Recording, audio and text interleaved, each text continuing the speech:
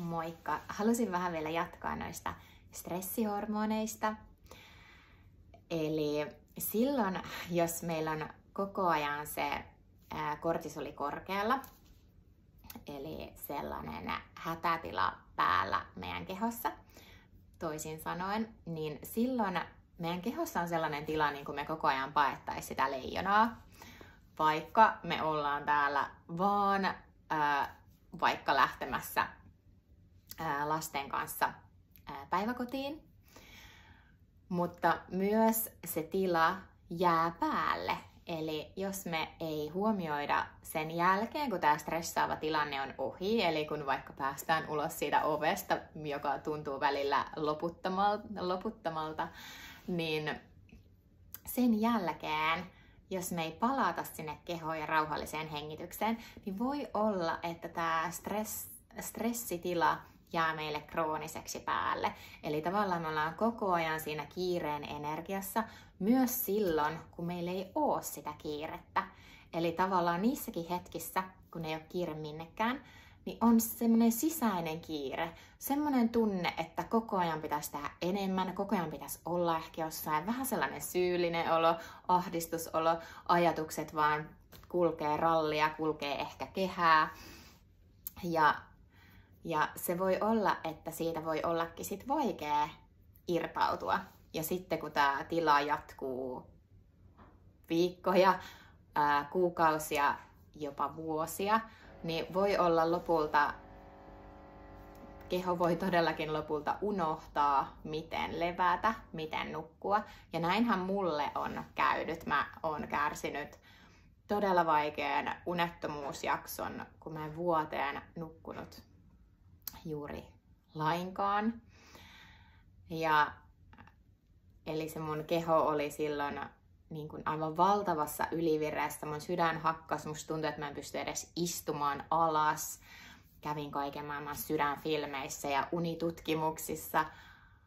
Mutta sitten lopulta se reitti, millä mä palasin siihen rauhaan ja palasin siihen, että pystyin taas nukkumaan, niin oli kehon kautta.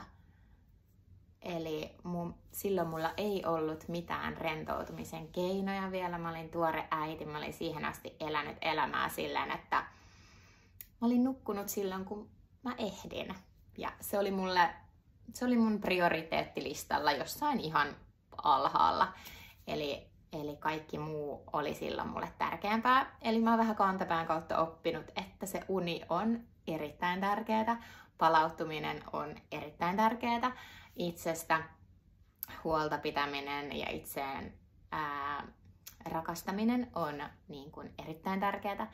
Ja nämä on myös sellaisia asioita, että me ei mindset-työskentelyllä, mähän itse olin tehnyt sitä jo siihenkin mennessä varmaan 10 vuotta, niin mä en päässyt siihen, koska tiedätkö mitä?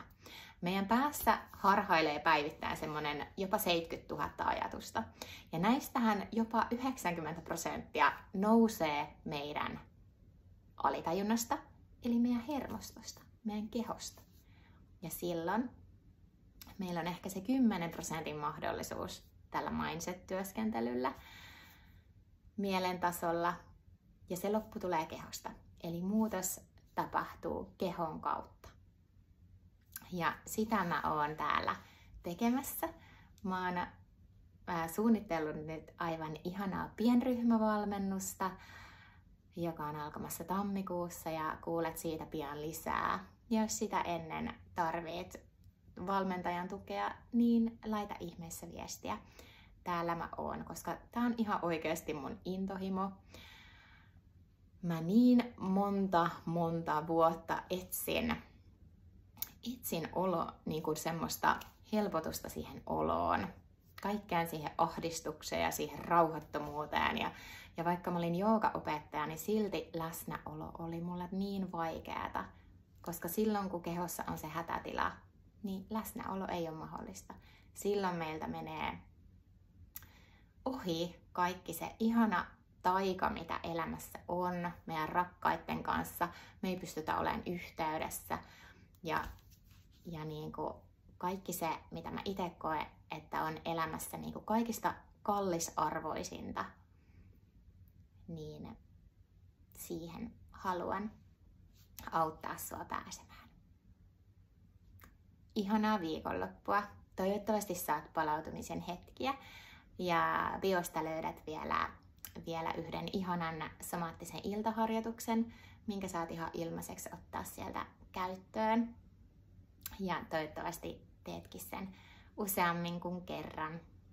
Lähdet pikkuhiljaa palaamaan sinne omaan kehoon ja omaan ytimeen. Moikka!